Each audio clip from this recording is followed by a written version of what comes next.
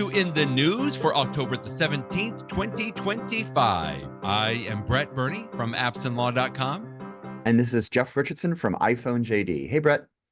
Hi, Jeff. Happy 800th birthday. Well, the 800th post, I guess, on iPhone JD. I love that that's how you started your post today. 800 In the News posts, Jeff. That's pretty monumental. That's a lot of It's posts. a lot of weeks. The only reason I even know is because the way that my old blogging platform worked is like I needed to have a unique name for the post, so they couldn't all be called something / in the news. So I called the first one whatever in the news, and the second one I put /2, and then 3, 4. So if it wasn't for that silly thing, I would have no idea what number I was up to. But yep, up to 800 now. Well, 800 more, please. Let's keep going. And Apple celebrated your 800th In the News post this week by, I guess, sort of surreptitiously releasing a whole bunch of new hardware, but it's not quite as exciting as it sounds. We have been talking about the MacBook Pro, which had an M4 processor, the iPad Pro, which also had an M4 processor, and the Apple Vision Pro. Well, we'll come to that in a moment. But Apple just basically updated those two major devices, the MacBook Pro, the iPad Pro, from an M4 chip to an M5 chip. Faster, better, sleeker, slimmer. No, there's actually no other changes, right? Other than the chip. I mean, there's a few minor changes. There's a few minor changes, with some RAM and stuff like that, but pretty interesting. No fanfare, just some press releases, and hey, here's some new products. Yeah. And I mean, it's good. I mean, we know that just about every year, Apple is now updating the chips that it develops on its own. So we're now up to the M5. And, it seems like we're far enough away. When that original M1 chip came out, it was truly revolutionary because it was such a big jump up from the Intel processors we had been using. Plus, not only was it more powerful, Apple had the ability to design the processor that specifically met its need, as opposed to just using whatever Intel gave them. And so they could be, more focused on the things that Apple devices are good at. So it was better overall. And so every year they increase, they come up with a new version. It's better. What jumps? So sometimes Apple will do some big revolutionary change to its products, and other times they'll just sort of do a speed bump where it's the same product as before. And this happens to be more or less a speed bump thing. One of the things I like is that for at least the last 2 or 3 generations now, Apple has decided we're not just going to put the new chip in the computer, specifically the laptop computer, because by far most of the Macs that are sold are MacBook Pro or MacBooks, laptop computers. But they now consider the iPad Pro to be a first-class citizen, such that it's going to get a day in. In fact, if I remember correctly, when the M4 came out, the iPad Pro got it before anybody else. It was first on the iPad 4, and then it subsequently came out for the computer. Now they're doing it on both the computer and the iPad, and also the Vision Pro. We'll get to that in a second. But so that's great. You're right that, for example, for the iPad, which is more near and dear to my heart because I don't happen to use a Mac laptop computer, it's not just the faster processor. They also increase the RAM. This is the same thing that Apple did with the iPhone 17 Pro or last month, and it's good. I know the reason they're doing it is because they want to put AI on device, and AI is such a suck for RAM that they really need to have the extra overhead. But I like having extra RAM because it's good for multitasking. In fact, it's far more useful on an iPad than an iPhone because I'm much more likely to be using multiple apps at one time, especially with the new windowing features of the new operating system.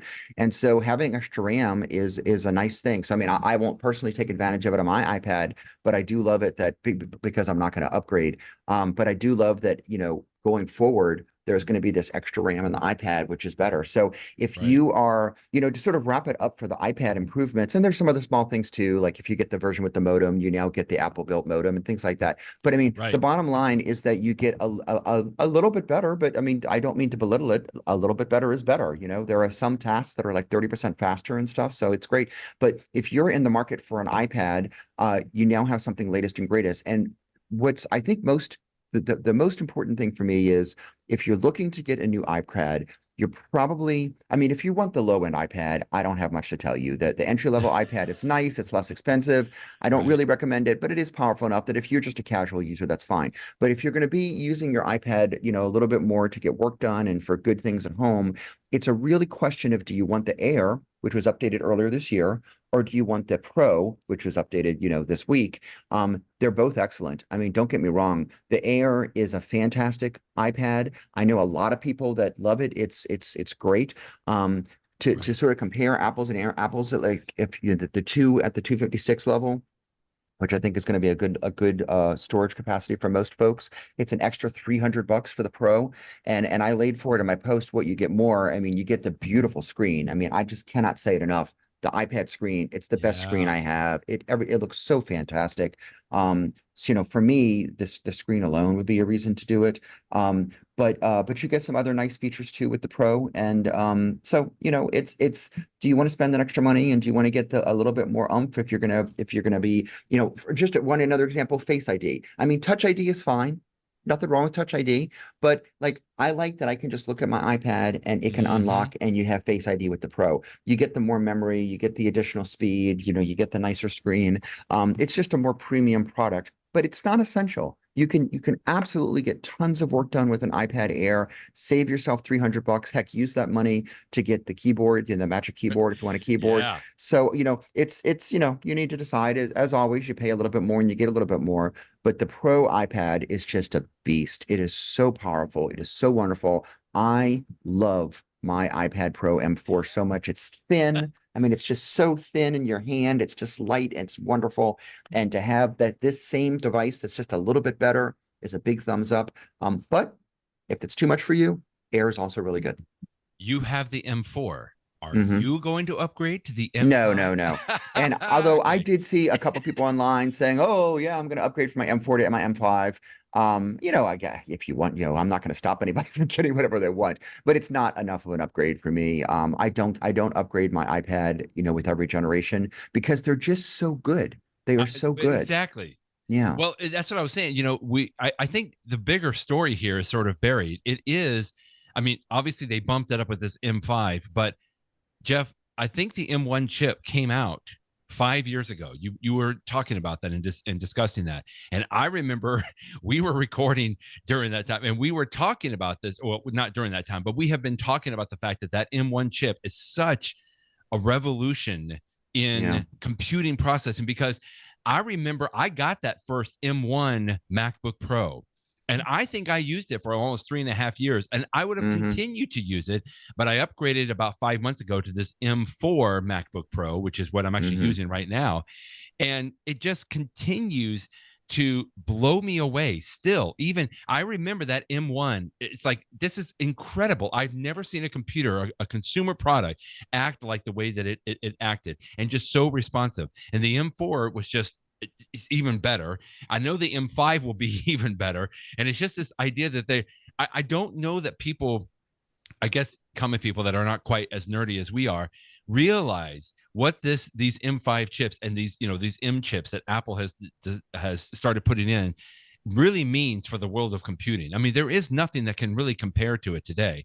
And I just wanted to reemphasize that. And then quickly going to the iPad, I still have my 12.9 iPad Pro, which I believe is the first that came out with an M1 chip. And to your point, I don't feel a need to upgrade. Now, I looked at your screen. I like your screen. It's much better. It's a little bit lighter with this new, when the M4 iPad Pro came out. But I'm just saying, like, my iPad Pro is still fantastic with an M1 chip. And that is just incredible to me, that I don't truly feel that need. And we've talked about this with the iPad over the years, that that's an issue for Apple in a way, because people don't feel the need to upgrade all the time. But it's amazing that I have that much computing power, and I still can continue to enjoy that even without feeling that absolute need to upgrade to an M5. I'll give you another data point on that. My home computer, which for many, many years was an iMac, and I still think I have an iMac because it looks essentially the same. But I had been using one of the latest iMacs with the Intel processors, and then I finally decided to make the change to the Apple M processors. And so a few years ago, I got the one that I use. It's an M2. It's an M2 Pro, so it's a nicer version of the M2, but it's an M2 Pro. It's a Mac Mini, and I have the Apple Studio display with it. And because the Mac Mini is so tiny, when I look at it, it's sort of just like it's an iMac, because you're just looking at the screen. But that M2 Pro, which I've been using for a while now, it's still really good. I mean, literally just last night, I've been working with some video projects because I had reviewed a while ago Legacy Box to digitize a bunch of 8mm films, and I'm so good. I'm going through them and processing, but I have like these, and Nice. again, these are smaller. This is not HD, this is not 4K video, but even though they're small Right. video, I'm using Final Cut Pro to do some things with them to like remove noise and stuff, some filters or Sure. some things that they are processor intensive. And don't get me wrong, it's not instantaneous, but it is still so fast that like when I see what my computer is doing and how fast it's doing it with that M2 Pro processor, I'm like, that is amazing. And sure, I'd Yeah. love for it to be Yep. faster. Don't get me wrong. I'm sure if I swapped it out Well, for of an course. M5, I'd be even Right. happier. But I know what it was like to work on video files with my former Intel processors. And Yes. it was tell Exactly. the computer to do something, go to sleep, wake up the next morning. Right. That's what it Go have was. lunch. Come Right. back. And now I can sit there. If I don't mind waiting 10 seconds, I can wait. And so it's incredible. And so yes, the M5 is better than the M4, better than the M3, better than the M2, but this whole processor family is so good. Of course I'm thrilled that Apple continues to push it. And of course, they don't just make it faster. I mean, for example, with the M5, one of the things that they're doing is they know that AI is a big thing. And so part of the M5 is an improved neural processor, which is the reason that Apple says that for some Yes. AI tasks, it's actually Right. 30% faster than the M4. So it's not just that the whole thing is faster, which used to be sort of what Intel would do. The main changes they had year to year was just make it faster. They are making it faster in specific ways. So like this one has better GPUs, better neural engines for AI tasks. So there are some areas where some people with some tasks would notice a real advantage of the M5 or the M4, and that's what you expect. And I'm sure next year the M6 will focus on something else. But Wow. anyway, nice new processors. Nice to have it. I guess I should mention too that I have an M2 Pro on my home computer. Apple Okay. only announced the M5 this week. They have not yet announced M5 Pro, M5 Max, Right. M5, you love it, whatever, who knows what other things. And I presume that's going to come out in the spring. Right now, if you are a MacBook Pro user, the one that's out right now, the MacBook Pro M5, the brand new That's one, right. it's just sort of like it's still a MacBook Pro. So it's still a workhorse. And for a lot of people, it's more computer that they need. The MacBook Air may be more than enough for them or just a MacBook. But if you want to have a MacBook Pro, this might be a good model for you. But if you really want the latest and greatest, you might want to wait a few months because I suspect that in the spring they will have a MacBook Pro M5, Pro or other things. Well, even And so, yeah. Yeah, John Voorhees in this article that you link to here, it is just the 14-inch MacBook mhm. Pro. True It is too. not Yeah. it is not the Mac Studio. And John Voorhees says he would love to, like, why? Like if it's their M5 can be put into the, the MacBook Pro, Hmm. why not go ahead and put it into the Mac Good. Studio Yeah. or Yeah. the Mac Mini or something else along those lines? And we don't know. Apple has their reasons, I'm sure, Yeah. but it Yeah. is just that model of the MacBook Pro right now that's available with the M5 chip and the iPad Pro with the M5 chip, and something else got an M5 chip. That would be the Vision Pro, which I got to tell you, when I read this and I thought about it for a second, I'm like, oh no, Jeff still has the M2 Vision Pro. Surely they'll let him upgrade that or trade it in or something. And it doesn't look like Apple's gonna let you do that. I read Well, someone else was mentioning that. It's like, come on, Apple, give me a break. Like we dropped all this cash for an M2. I bet you would love to have an M5 Vision Pro. You should take it to Apple though, Jeff. maybe. I mean, first of all, there is no upgrade path yet. But I say the word yet because just because Apple didn't announce it week one doesn't mean That's it's not going to true. come out in a few That's weeks. true. They probably only have so many demand right now. Let the people that just want to buy it outright get it first, and then maybe in a month they'll say. But if they do have an upgrade program, and when I say upgrade, I mean just the same thing with you do with their iPhones. I mean, I turned in my iPhone 16 Pro Max to get my brand new iPhone 17 Pro Sure. Max, and Same. Apple Yeah. gave me $700, which I thought was pretty good. I forget how much I paid a year ago, but I mean that was probably more than half price or something like that. I thought it Yeah. was a Just about. reasonable trade-in value. I have no idea what kind of trade-in value they would do. I mean, my Vision Pro cost $3,500 when I bought it. It was even more because I got extra RAM. So I don't know what kind of trade-in value they would have. And because the Vision Pro is so expensive, I seriously doubt for me that I would upgrade. Having, as we were just Right. discussing, an M5 Right. processor is better than an M2 processor. So for some things, it would be faster. If you have some immersive environments where you use an app, that is doing all sorts of crazy calculations to make this world around you, then I can see having an M5 being a real advantage. But I suspect for me, I'm going to be totally fine with my current one. I was actually more interested, to tell you the truth, not in the new processor, but in the band, because it's always been band. Yeah, you want it to be as comfortable as possible in your head, because the Vision Pro is a little bit more heavy, and with my head shape, it's actually always been fine. But I had reviewed, maybe gosh, a year ago now, this band that Belkin makes, which just, in addition to having the thing around the back of my head, it goes over the top of my head, and it makes a little difference. I like it. And but now Apple has something that's an even better on the top band. It's like, the same sort of stretchy fabric that you can adjust with the dial that goes around the back of your head. Now you can see from the picture you're showing on your screen, it's also on the top of your head. And I presume it's more comfortable. Plus, it's not just a band; they actually have some counterweights in it to try to, counterweight the back of the band with the front. So, I mean, Apple has had 2 years now to think about how can we make a better, more comfortable band, and this is what they came out with. And although it comes with the new Vision Pro, you can also buy it separately for $100, and I did buy it, or I pre-ordered it. We'll see; it comes out in a couple of weeks, so hopefully it'll be more comfortable. So that'll be nice. And some other things they came out with too, some other accessories for the Vision Pro, like this Logitech Muse, which is like this mouse you could use to draw in air. I don't think I'd be using that. And if you're a big gamer, they now work with PlayStation controllers. So there's some other announcements for the Vision Pro too. But most importantly, I'm just happy that Apple's still pushing forward the Vision Pro and, moving to the next. It's an incremental change, but it's a nice incremental change. Exactly. That's what I'm saying. Like, there was no other changes in this, right? They didn't improve the battery, they didn't improve the RAM, or they didn't improve some of the lenses or anything. All they really did was just put in the upgraded M5 processor. I mean, maybe they made some additional tweaks inside, obviously, that they're not necessarily sharing, but that's it. Yeah. Like, it was just a better processor, which I'm not complaining about. Yeah, no, it's just like, come on, like, is that it? I mean, other than a band, I mean, thank you, but come on. But as we just discussed, that's basically what Apple did with the MacBook Pro and the iPad. It's just a speed bump. So you're right. Not every change is going to be revolutionary. This one's not. But at least they did it. Because if they hadn't done it, a lot of us would be sitting around wondering, gosh, is Apple going to ever do anything with the Vision Pro? So, Well, you're a better man than I am, because if I had bought an M2 Vision Pro, and you linked to this other story from MacRumors at Harley Charlton talking about the M2 Vision Pro is not available for trade-in, knowing that there was an M5 out there, I would be a little upset. I would be, come on, give me some kind of a break. But as Hartley mentions here, the absence of the Vision Pro from Apple's trade-in program is a little peculiar, but likely reflects an unwillingness on the behalf of trade-in partners to accept it for now. I disagree with that statement. Oh, really? Yeah, okay. Yeah, no, I mean, he may be right. What he's saying is nobody wants an older model. I disagree with that. I think that people always want an older Apple model. And so I truly believe that in a month or two, Apple is going to start. Right. Yeah. Well, but again, maybe I'm wrong and maybe he's right. We'll see. Time will tell. Time will tell. We'll see if that happens. And then I would be happier for you, on your behalf, I guess I could say. It's like, come on, Apple, you can do this. Well, that's not all that Apple announced this week.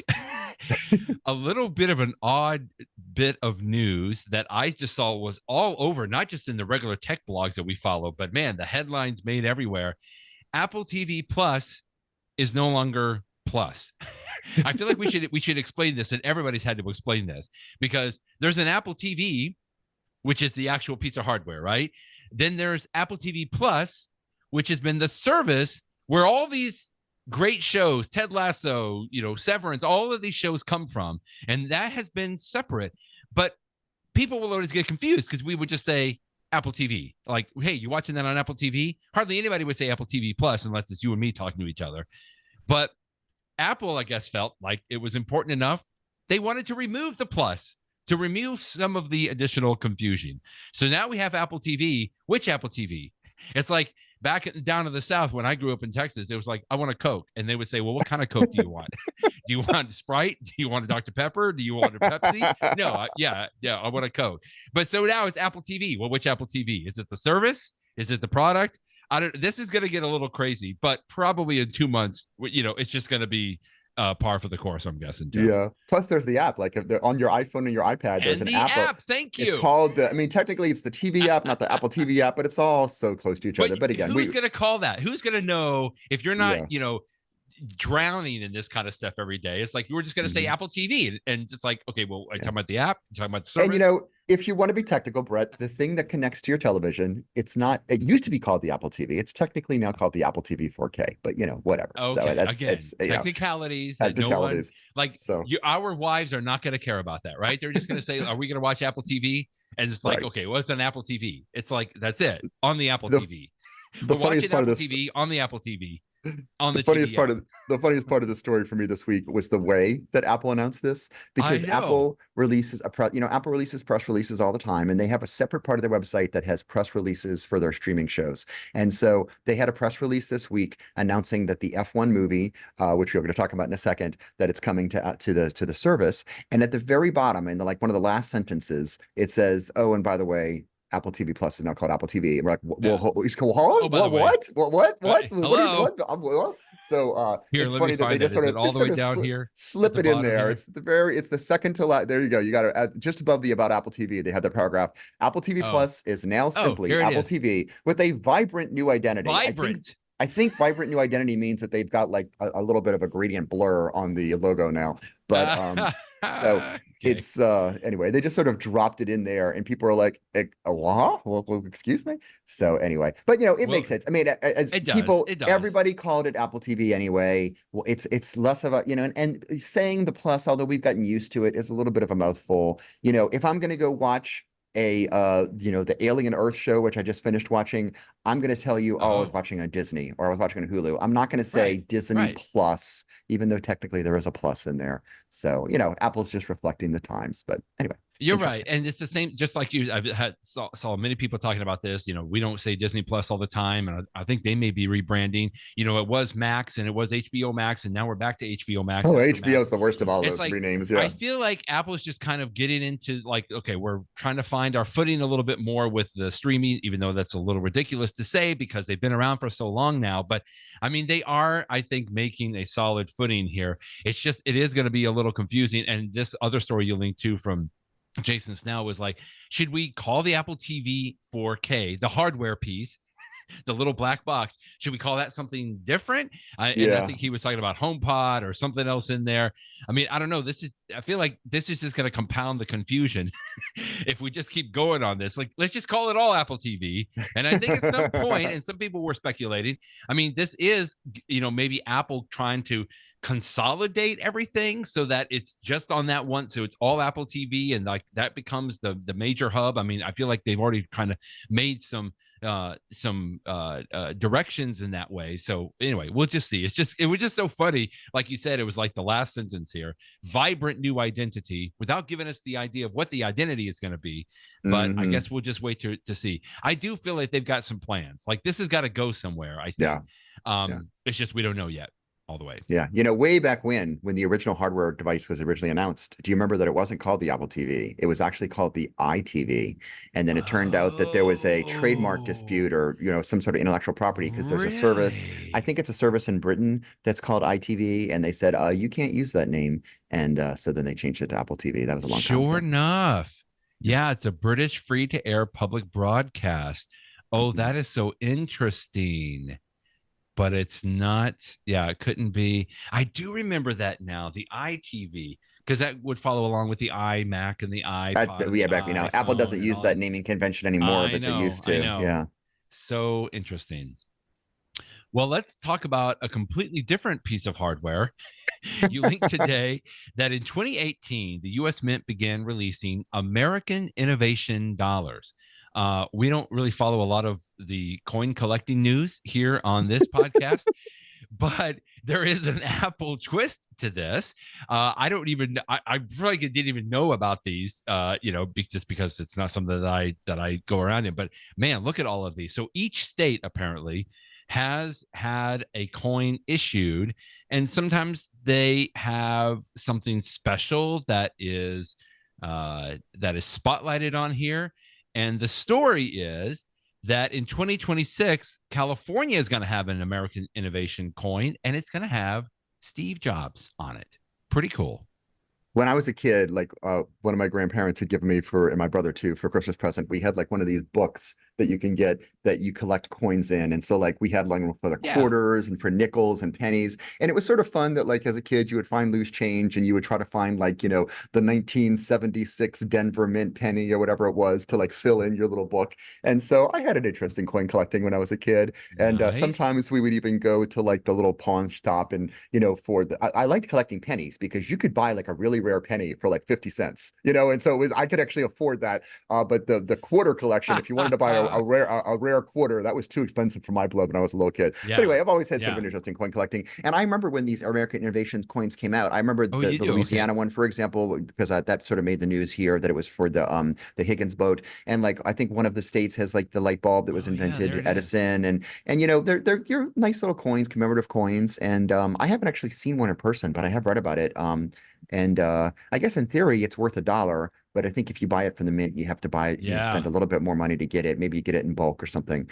But the Steve, you know, some of these coins commemorate a specific person. Most of them commemorate a specific innovation, like an idea. In fact, I see right there at Tennessee is the Tennessee Valley Authority, which is, you know, that was pretty innovative at the time, though. I remember studying about that, but it's not like not like a technology sort of, I guess it is technology in a way of its time, but anyway, interesting stuff. Now, Kentucky is Kentucky Bluegrass. Is that an innovation? I see that, and they've got like a diagonal banjo on this one. Yeah. Oh, okay. So I guess it's bluegrass music as an innovation. Sure, that works. Yeah, I guess that makes sense. So we got some interesting innovations. Snowboarding. There you go. North Carolina is higher education. I mean, there are a lot of schools in North Carolina, so that's an interesting one to pick. You know, but for California, well, obviously with Silicon Valley, they had all sorts of techie things that they could have picked. And I say they, I don't know if the state had anything to do with it or if it was just the U.S. Mint that decided. But Steve Jobs will be the one for California.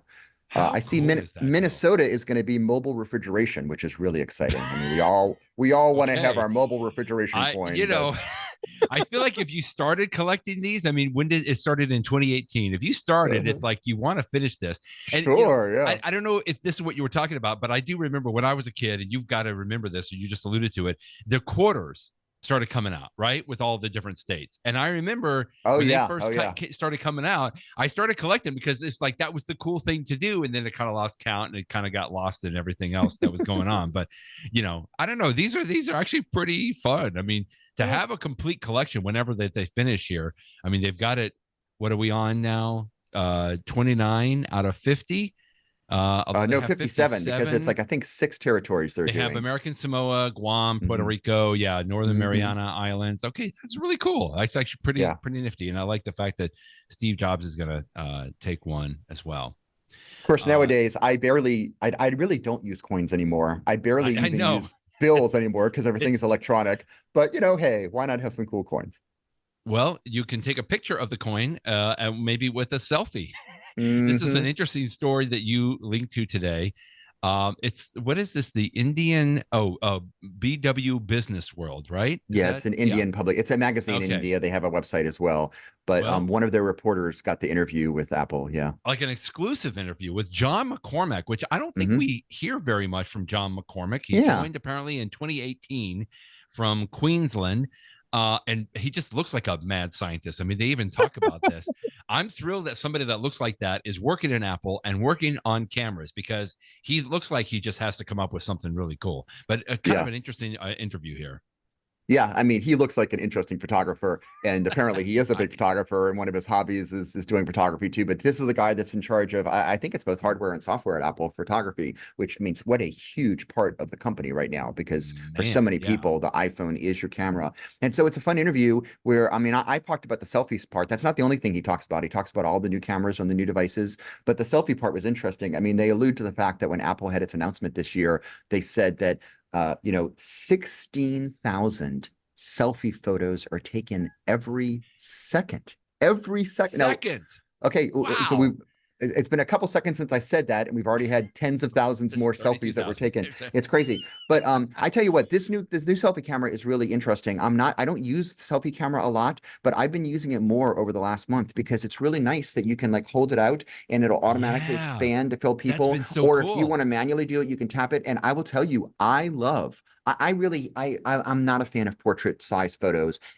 with very limited circumstances. If I'm actually taking a portrait photo, like I was taking a photo of my daughter recently for her yearbook coming up, yeah, you want those to be portrait size. But Yeah, normally, right. I want my pictures to be landscape because my iPad is landscape, my computer screens are landscape, and I love that I can now hold my iPhone in the portrait Absolutely. position, which is where you have a better grip on your hand and take that picture. He points out in his article, and this is so true, that like he's like, we used to always see people, you'd have your iPhone up like this, and then you'd want to get more people in the picture. And so you would turn it, but like now it's like your arm is in an awkward position and you can't really touch the button. And Right. it hurts the quality of your picture. But now you can just hold that iPhone in your hand in the way that makes sense, but yet your picture could still be landscape.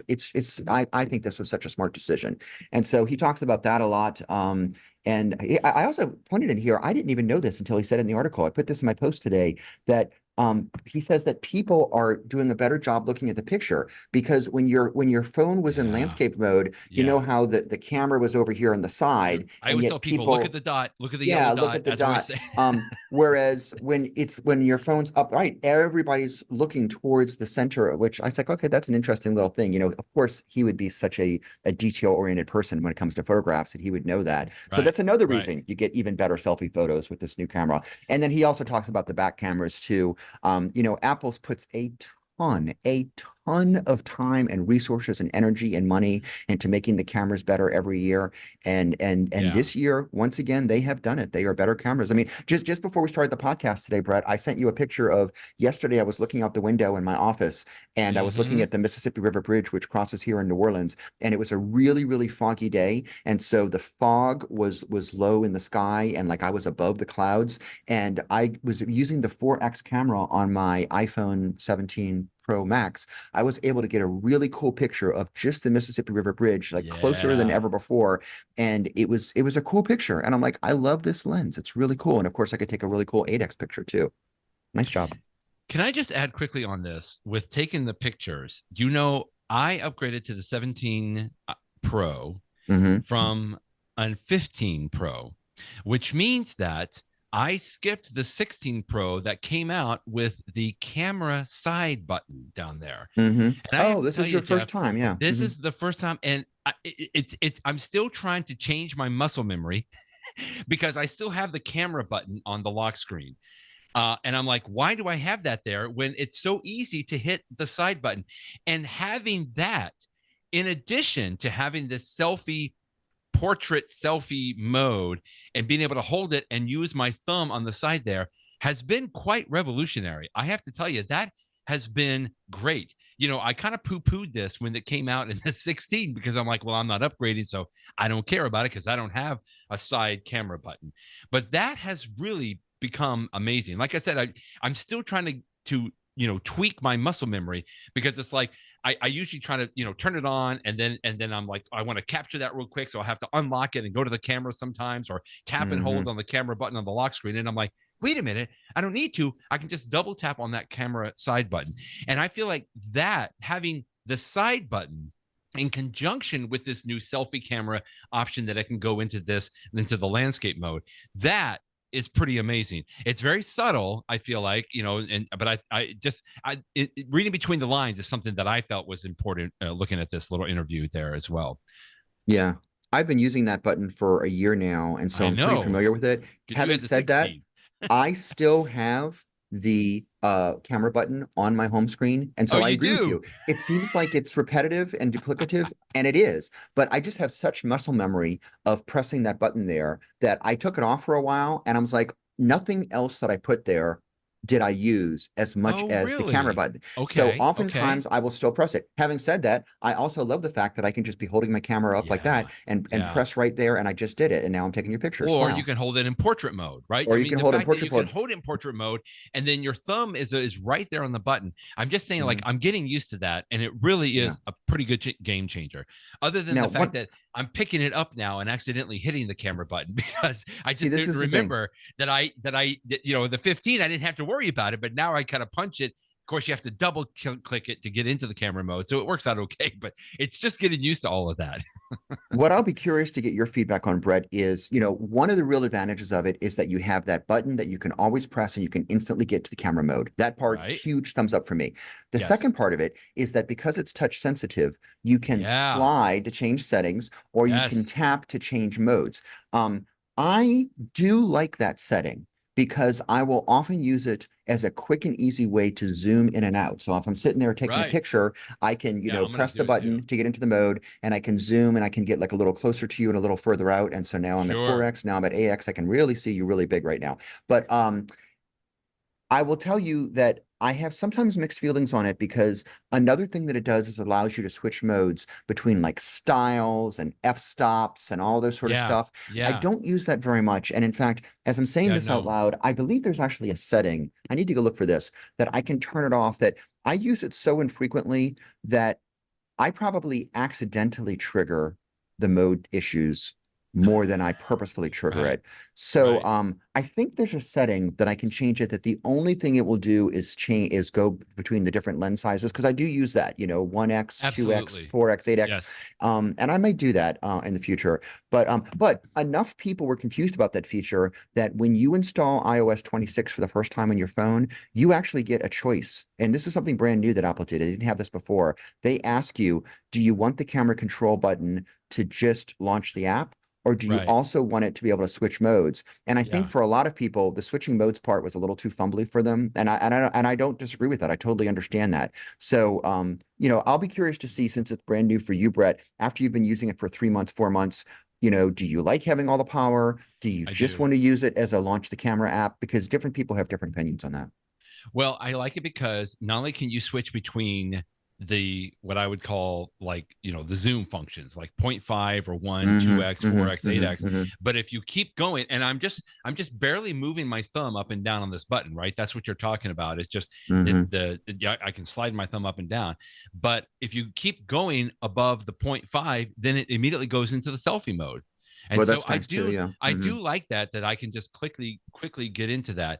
Now, I haven't done it to where that's the extent of it. Like I don't Mm-hmm. click. I think you can tap it again or click it again so that you can go into maybe video versus something else. But I don't know. Here, I'm raising my hand again on this. Sorry, but I I I. I like the idea that I can switch and just quickly like swipe my thumb up and down so that I can go between those different focus modes on there. But I Yeah. don't know, is there a way like you and I gotta figure this out? Because is there So a I way just that I did it. can Yeah. that I So can switch? it, I do like quickly, I'll just say this. Instead of just clicking it once for a camera, if you click and hold, then oh, it that's nice too. automatically Yeah. does video. And I like that. I've been able to do Mm-hmm. that because that's a very quick way to get into video mode. So that doesn't have to mean that I switch back and forth between photo and video. So I do like Yeah. that as well. But I think that was default anyway. What I've just done is if you go into the settings app on your iPhone and you go under camera, at the very top, there's the very first settings for camera control. And you can control what happens with that. You can do it single click, double click. Do you want require screen on, which means you're not going to accidentally turn the camera on when it's in your pocket if you touch that button. But Oh, one of the there it things that you is. can do is under the controls, there's this thing that says customize, and you can say what happens when I use the controls. And you can say Ah, there there's it six is. different options: exposure, depth, zoom, camera, style, tone. As we were talking, I just turned off everything except for Zoom because that's the one that I use That's 90% of the what I'm time gonna do. anyway. Yeah, And yeah. I think I'm gonna try this out for a month or see how I think I'm gonna prefer this because that way I'm not gonna accidentally start changing the style or the exposure or the tone because I don't Right. really do that. I do that sometimes, but I do it rarely enough that I can do it. You can always just do it within the camera app. You don't have to use the button for that. Oh, And so I yeah. think I'm going to change Okay. those All within the right. app. And the only thing I'm going to change is Zoom, and I'm going to see how I like that. But I also at the very bottom there, clean preview. Because right now, when you go into the camera app, at least from that button, you don't see any of the other settings. But if you turn that off when you go into the camera, then all of the settings will be available. Some people might oh like yeah, that as look at well. that. I kind of like the clean preview though. I do Me like it without too. it, but for folks that Huh. do want to, fiddle with something as they're getting in, I like that. I was just going to that page, I saw that. That's neat. All sorts of cool settings.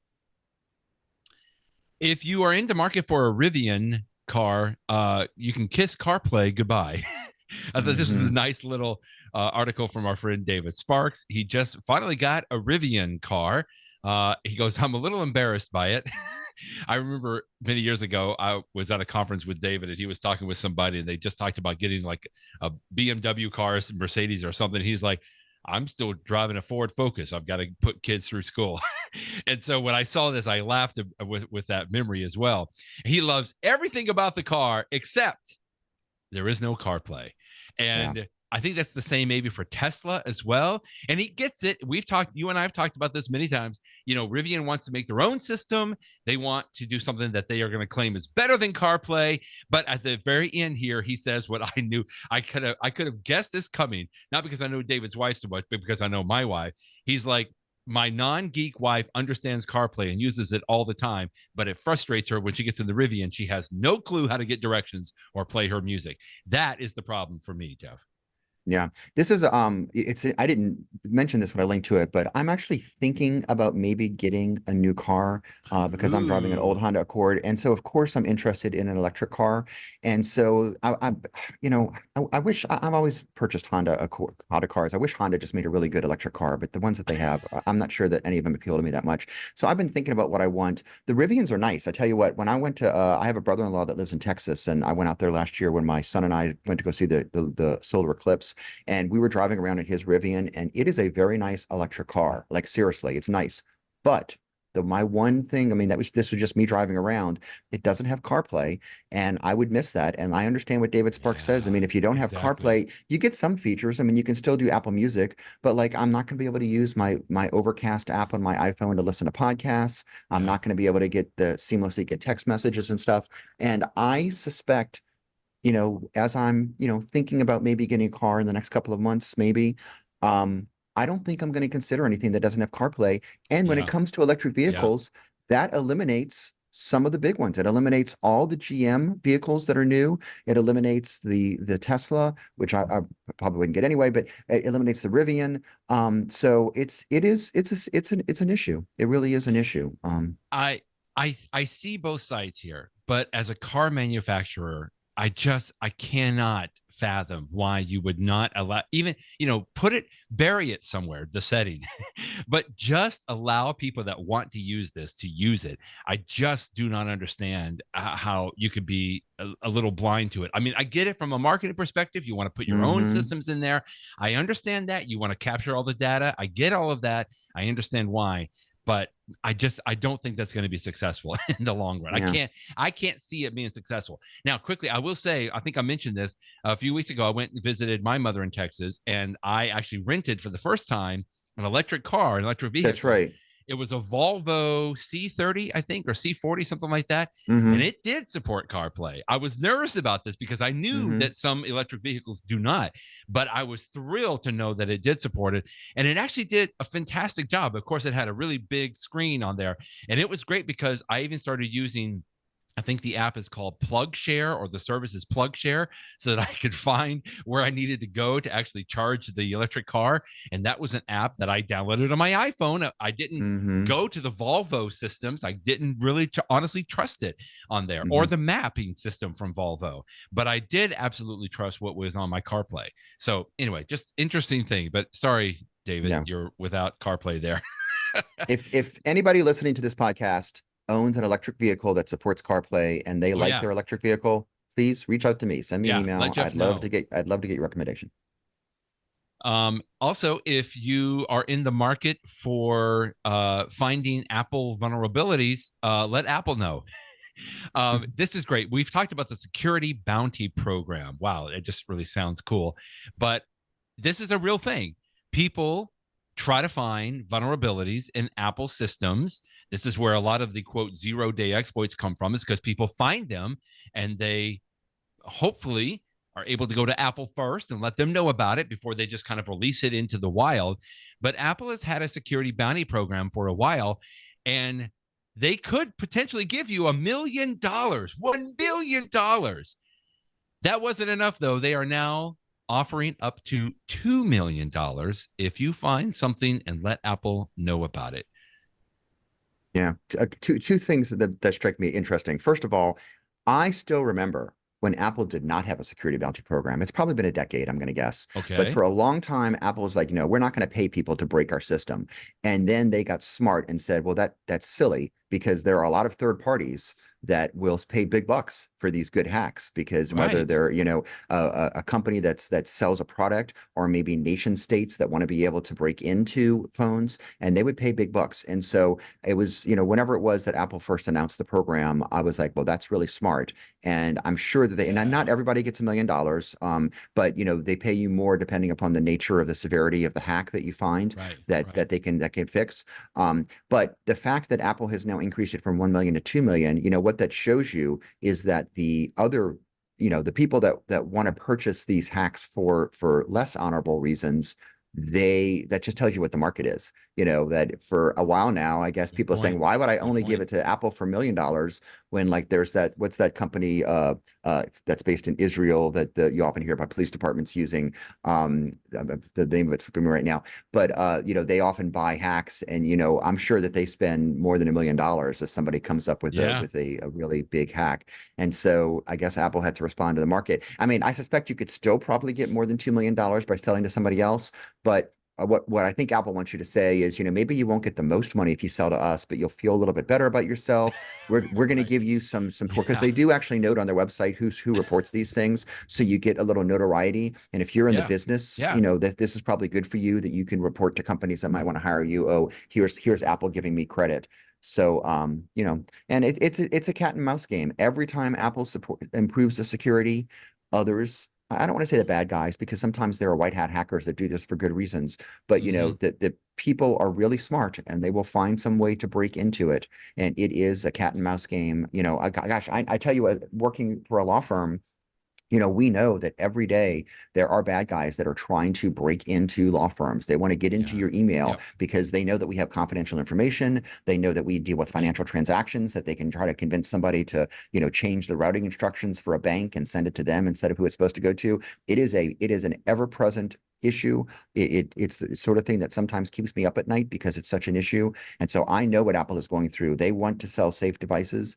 And I think part of the way you do that is you have a security bounty program to encourage the people that find these holes to come to you and not someone else. Let's do a quick in the show segment. If you have Mhm. been In the wanting to show. see the F1 movie and hadn't had a chance to go to the theaters, Apple's Eddie Q says that it's coming to Apple TV, not Apple TV Plus. It's coming to Apple TV on December the 12th, which Yeah. that'll be cool. I'll look forward to getting that at that point. So I'll tell you what I'm particularly looking forward to for this. We talked about the Apple Vision Pro earlier today, and we also talked about this deal being announced. This is such a great movie that I enjoyed seeing on a big IMAX screen with my son. Yeah, I We remember loved you it. went. And Right. on an Apple Vision Pro, I love watching movies on the Vision Pro, but some services like the Disney Plus service, for example, it doesn't matter what the aspect ratio of the movie, they always put it in the same 16:9, which means you sometimes have black bars, which is silly because in a Vision Pro, a window can be any size. It's like the new iPads. You can make a window any size. And so why would you ever have a black bar? I hope that Apple is going to do this right. I hope that Apple is going to release a version of this movie through its Apple TV service for the Vision Pro that Yeah. has the IMAX aspect ratio that's really big. And we will see. And again, I realize there's probably, a tiny percentage of people in the world that care about this like I do, that even own a Vision Pro, they care about the F1 movie, but I want them to do it the right way, not only because it'll be good for this movie, but it will indicate to me that Apple understands what makes the Vision Pro different, and they want Right. to have the Right. best possible viewing experience. Just like, you could go see the F1 movie in a regular theater, and I'm sure it was a great movie, but if you spent a little bit more and watched it in an IMAX theater, you had better sound, you had better Right. image. And so I'm hoping that Apple will recognize this. Also interesting that Eddie announced, I'm sure you saw this, that it's now the top grossing sports movie of all time. So, I Crazy. guess I don't know what the other ones were. Rocky, maybe, with Sylvester Stallone, who knows? But Oh this is no. now the number one sports movie. So interesting. On a quick related note, Jason Snell speculates that Apple is going to announce something that they're going to have the exclusive US broadcast rights to Mhm. F1 racing. Yeah. That would be pretty amazing. I think you got your link here to your Feedly instead of Oh, it's yeah, the wrong yeah, one. I'll have to but fix that's that. okay. But But but that's yeah, it's interesting. We've one of the speculated things. about that too. Yeah, one of the things that Eddie Q mentioned in the interview is that Apple is most interested in showing a sport on Apple TV where they can control the entire sport. Right. They currently do that with Major League Soccer, with American Soccer, Major League Soccer, and so everyone around the Football. world that wants to watch it can watch it through Apple. They don't currently do that with baseball. They only have Friday night baseball games right now. Right. But he Right. said, that's fine. We've been using it to sort of experiment it. So I know what Apple really wants is they want a sport like F1 racing that they could control it worldwide. Now, they can't do that right now because other people have the rights to it. But they could start by just buying the US rights. And if that goes well, maybe over time they could get the international rights and everything else. I mean, as those come up for renewal. So I think Apple is putting their toe in the water. If they announce this, it's all just rumor right now, but I think that it sounds like something that they do want to do. They obviously have the relationship with F1 because of the movie. And I think it's just a question of when they're going to announce it. They could announce it this weekend, and the reason I say that is because there's an F1 race, and I think it's in Austin this weekend. And so if they're having, most F1 races are not in the United States, but since there is a race in the US this weekend, that could be an opportunity. Or I believe it's a month from now, like right around Thanksgiving time, I believe there's an F1 race in Las Vegas, and that's a little closer to home for Apple. So yeah. maybe, if I had to if I was placing a bet, I would say either this weekend or about a month from now, in connection with the Vegas F1 race, Apple is going to announce this deal. And then go ahead. Yeah, is this the story? Maybe it's breaking news. I think he just posted. Dan, what time he is just that? posted this morning. There you go. Okay, so here you go. Yeah. I did not even see this as widely expressed. So they did do it Yeah, I was this weekend. trying to find your link, and Yeah, I just well, went that's to why. sixcolors.com, and it just was posted this Breaking morning. news. Breaking news. So here's what I'm curious about, and I don't know if we're looking at it in live time in the story. Currently, if you watch F1 racing in the United States, you're watching it on ESPN, Yeah, and it's the exact same. Right. It's the exact same feed that's one of the British stations. I think it's called Sky. They just showed the same thing. So, or you could pay extra for the F1 app, and then you can watch all sorts of cool things like different angles and stuff like that. And so, as for F1 TV Premium, it's not going anywhere. Interesting. So I need to read this article and see the details of how Apple's going to do it, because we know what Apple wants to do. They want to own the entire thing. Dan Moren saying more details are going to come. So well, this is all in real time. By the time people are listening to this, we'll have even more details about it. But this is the next big sport for Apple. So they have, we announced recently that they're going to do a little bit of basketball games in the Vision Pro next year. They've got baseball. They've got Major League Soccer. Now they're going to have F1.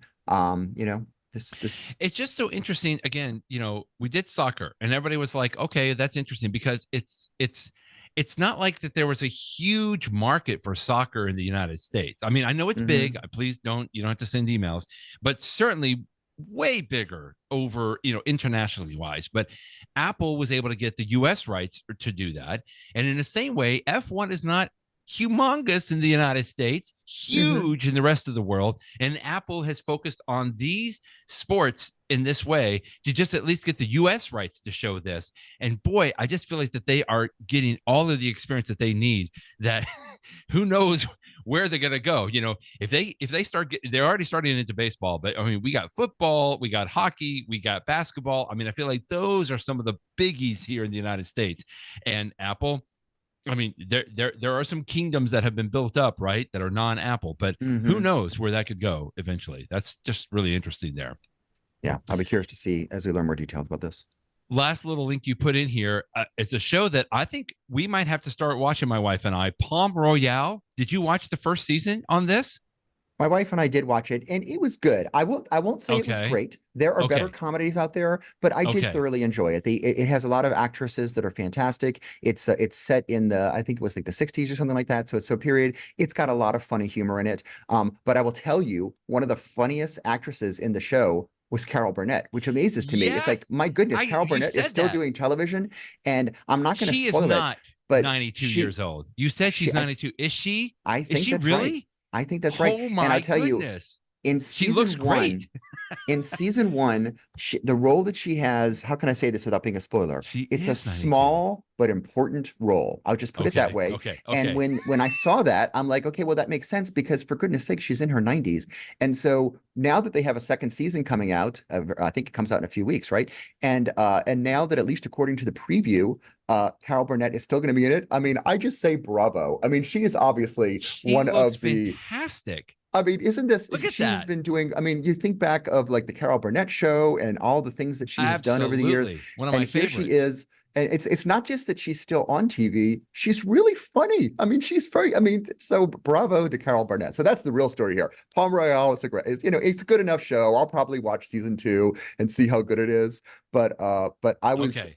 I was Just floored. I was for surprised to Carol see that Burnett she's going to alone. also be in it. Yeah, absolutely. That's so great. I used to watch the Carol Burnett show. Tim Oh, Conway of and was course. it Yeah. Harvey Korman. I mean, my mom and I would watch that, and I've always enjoyed her. And the fact you mentioned that, I'm like 92, she looks so good for that. That's great. Yeah, I mean, the Gone with the Wind parody from the Carol Burnett show from whatever year that was will Oh go my down as goodness, one of yes. the Hello. funniest comedy scenes Hello. with her wearing the curtains. I mean, just too So funny. good. So good. Last little video that you linked to. Always interesting to see what little videos Apple is releasing. And I got to tell you, I started this and I was only halfway paid attention. And then about maybe about 20 seconds in, I'm like, oh, it's all the shapes and the designs are melding into each other. Very, very clever, Apple. I like this one. It's worth watching. Apple did a nice job with this video. And again, I think they showed the same video during the iPhone announcement last month. I think I've seen it before. But now it's standalone and it's worth watching because it's a well-designed video about design, as it were. It's very nicely done. Well done.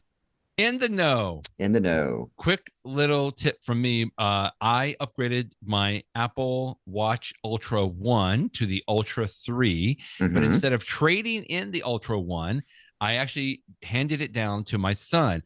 He has I didn't know that. been having a blast with that because, first of all, it's the battery life, just like you and I have been talking about all the time. Gosh, yeah. He had to charge his Apple Watch. I think he had a 5 is what he had. So he had to charge the battery wasn't very good anymore. Yeah. He is just in hog heaven now with battery life. He thinks it's fantastic.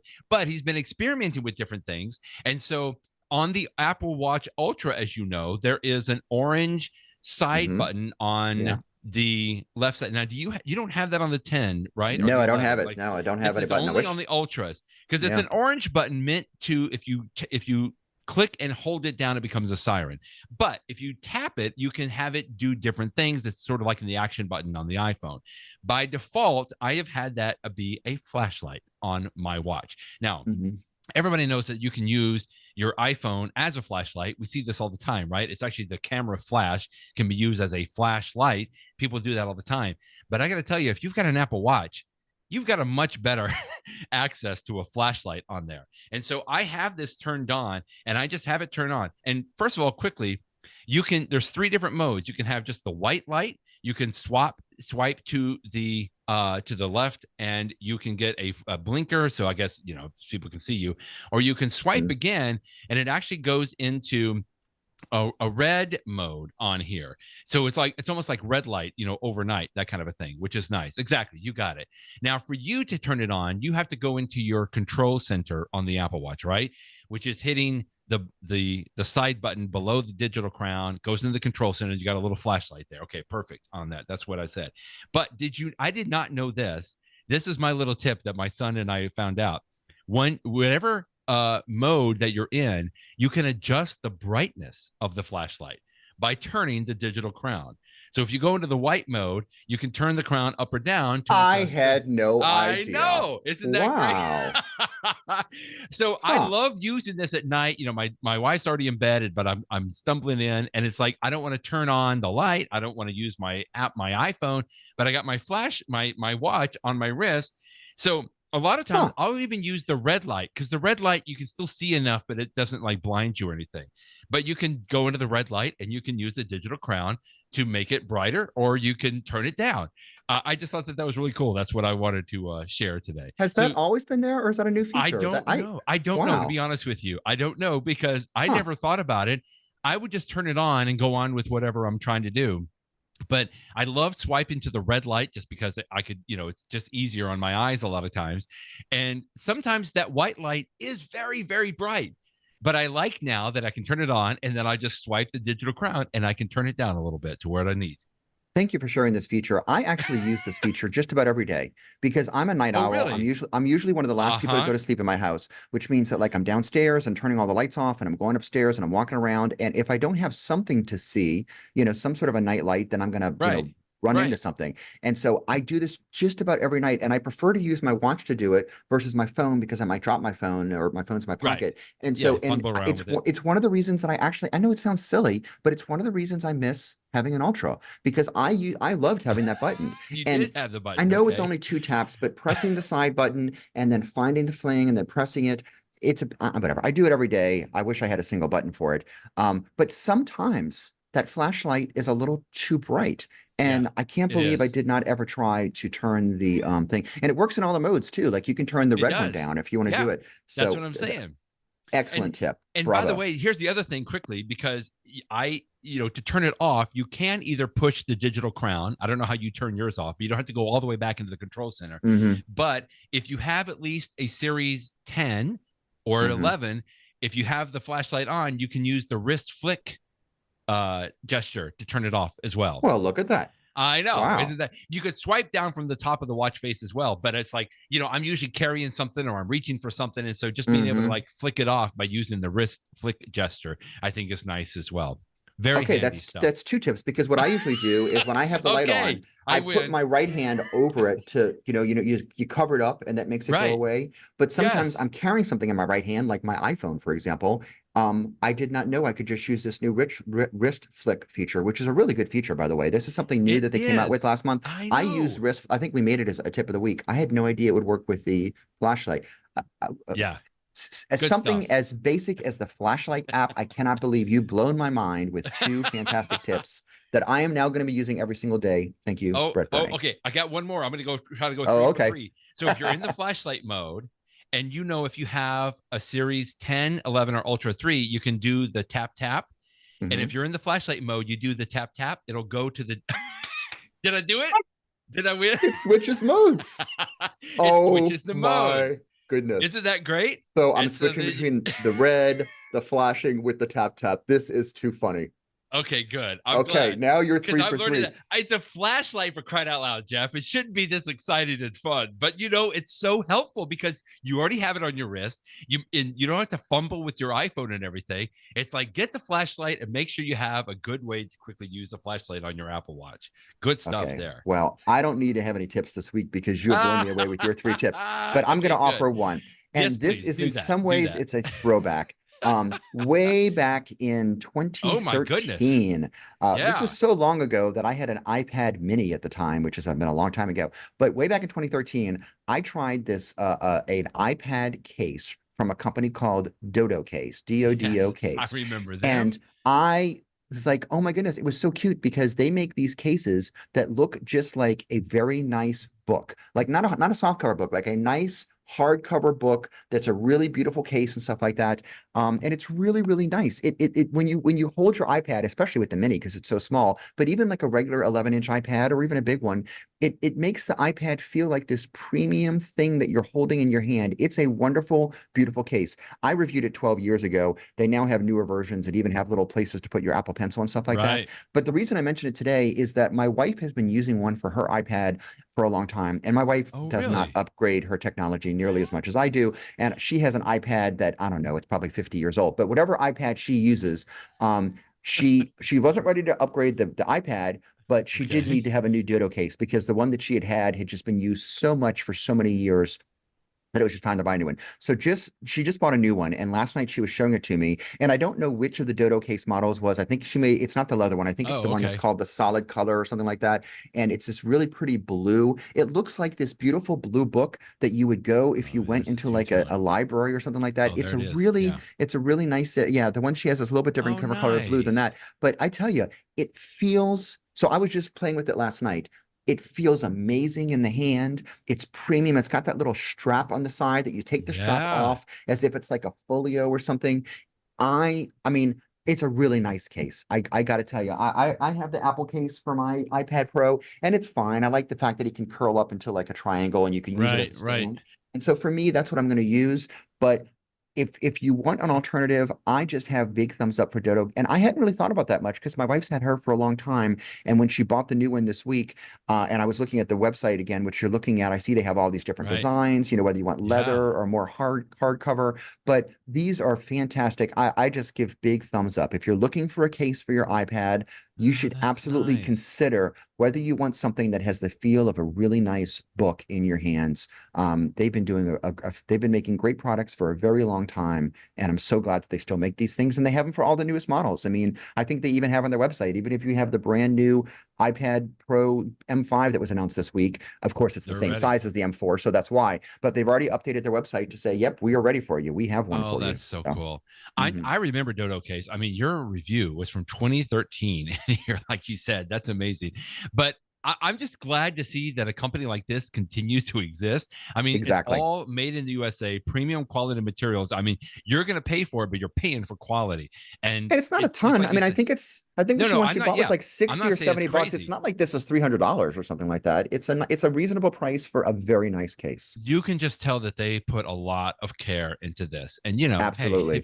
if you care that much about your iPad as well, this is totally worth it. And the fact that it lasted as long as it has, even for your wife or Hmm. the one that you're Hmm. talking about as well, that's great. DODOcase, DODOcase.com. Not a sponsor, but hey, we're a big fan. I don't know that I ever had one, but I've seen several people having it before. I remember that you reviewed this, and just good stuff there. Yep. Thanks as always, Jeff. Always fun to talk with you. In the news, lots of stuff happening this past week, but I think we covered most of it. But we'll make sure that we'll talk with you next week as well. Thanks again. Thanks, Brett. Bye-bye, everybody.